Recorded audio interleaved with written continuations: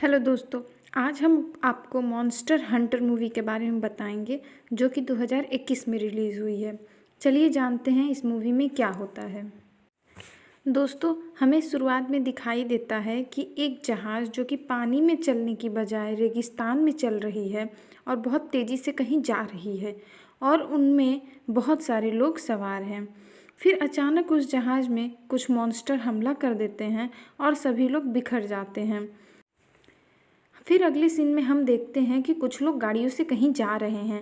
ये एक joint operation team के लोग रहते हैं जो अपनी टीम को खोजने निकले रहते हैं क्योंकि वो गुम हो गए थे। वे वहाँ तक तो पहुँच जाते हैं जहाँ तक गाड़ियों के निशान रहते हैं, लेकिन फिर आगे का रास्ता वो नहीं खोज पाते क्योंकि उनका सिग्नल नहीं मिलता है। फिर वो देखते हैं कि अचानक उनके सामने तूफान आ गया है। वे उससे बचने के लिए बहुत तेज़ गाड़ी चलाते हैं लेकिन उससे बच नहीं पाते क्योंकि तूफान बहुत तेज़ रहता है। वे उन्हें अपनी चपेट में ले लेता है। वो तूफान उन्हें किसी दूसरी जगह ले जा कर के फेंक देता है।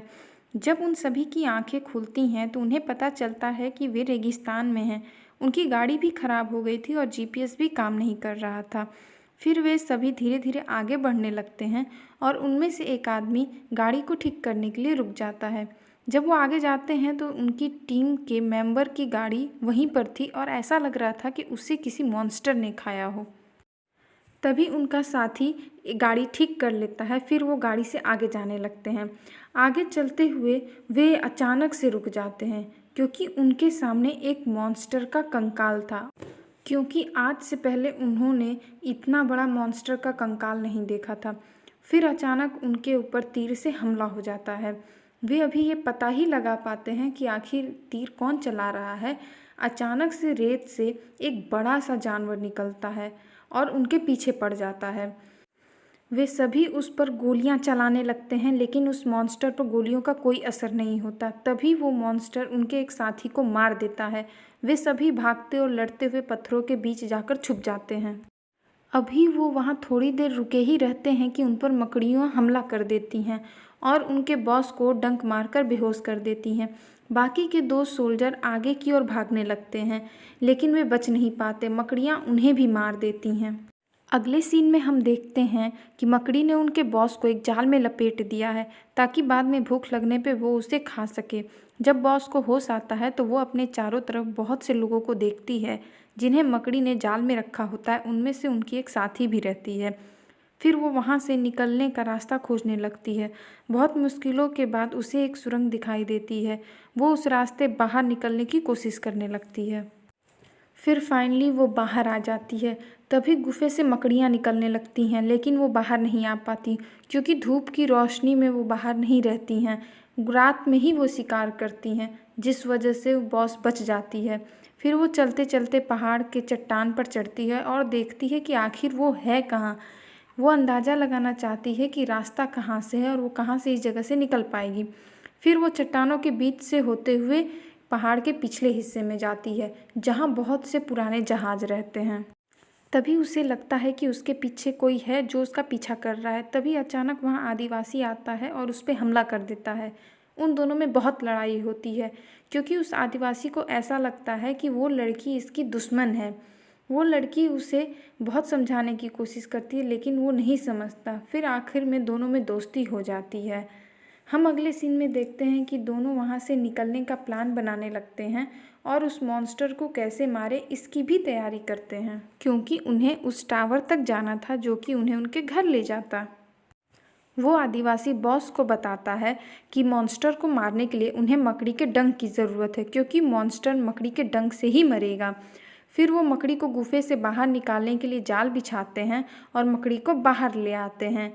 फिर आदिवासी मकड़ी के डंक को मकड़ी से काटकर अलग कर देता है और वहाँ जाने की तैयारी करने लगता है। फिर आखिरकार वो दिन आ ही जाता है और वे टावर पर जाने के लिए निकल जाते हैं। आदिवासी अपने तीर कमान के ज़रिए और बॉस अपनी गोली और बारूदों के ज़रिए मॉन्स्टर के साथ लगातार लड़ाई करते हैं और उसे मारकर गिरा देते हैं। उसी लड़ाई के दौरान आदिवासी बेहोश हो जाता है क्योंकि उसे बहुत सी गंभीर चोट लग गई रहती हैं। बॉस उस आदिवासी को एक रस्सी के ज़रिए खींचती हुई टावर की ओर निकल जाती है क्योंकि वो उसका दोस्त था और वो उसे छोड़ना नहीं चाहती थी। वे चलते चलते एक हरे भरे जंगल के पास आकर के रुकते हैं और बड़े आश्चर्य से देखते हैं, क्योंकि इतने बड़े रेगिस्तान में उन्होंने इतना सुंदर जंगल नहीं देखा था। फिर वो उस जंगल में खाना बनाते हैं। आदिवासी और बॉस दोनों को ही बहुत ज़ोरों की भूख लगी थी, क्योंकि उन्होंने बहुत दिनों से खाना नहीं खाया था। वे वहाँ आराम से खाना खाते और पानी पीते हैं। तभी रात हो जाती है और अचानक से अफरा तफरी मच जाती है। वे देखते हैं कि जंगल में आग लग गई है।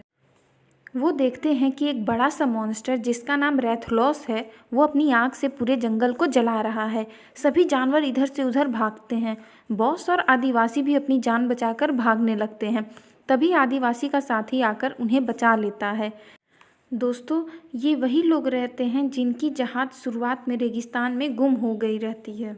उस जहाज़ का सरदार यानी आदिवासी का दोस्त बॉस को टावर की कहानी बताता है। वो बोलता है कि उस टावर के आसपास एक प्राचीन सभ्यता रहती थी, जो कि बेहद एडवांस और ख़तरनाक थी। वे प्राचीन लोग दोनों दुनिया में सफ़र करना जानते थे। ये स्काई टावर उसी के लिए बना है और इसी की वजह से तुम यहाँ हो। कहा जाता है कि पूर्वज खतरनाक जीवों के जरिए अपनी टेक्नोलॉजी की रक्षा करते हैं और उन्हीं में से एक है रेथलॉस, जिसे मारना लगभग नामुमकिन है। सरदार बॉस से बोलता है कि वो उसकी लड़ाई में मदद करे और बदले में वो उसे उसके घर पहुंचने में मदद करेगा। बॉस तैयार हो जाती है और फिर अगली सुबह वे सभी टावर की ओर निकल जाते हैं। उन्हें उस टावर पे पहुंचने में पूरा दिन लग जाता है और वो रात को उस टावर पे पहुंचते हैं। वहां पहुंच करके वो रेथलॉस से लड़ने लगते हैं। सभी बहुत मुश्किलों से रेथलॉस से बच पाते हैं। तभी दूसरी दुनिया का प्रवेश द्वार खुल जाता है और बॉस उस प्रवेश द्वार में चली जाती है।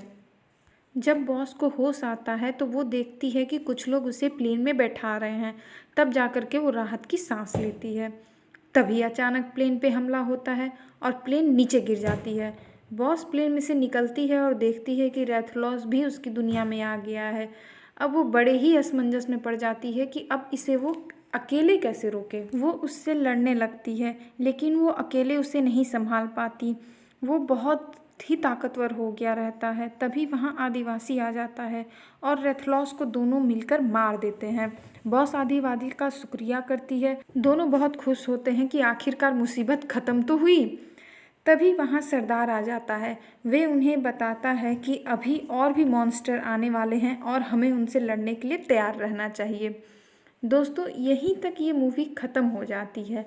मतलब ये है, डायरेक्टर मूवी को सस्पेंस में रख करके ही छोड़ना चाहता है ताकि लोगों का इंटरेस्ट बना रहे।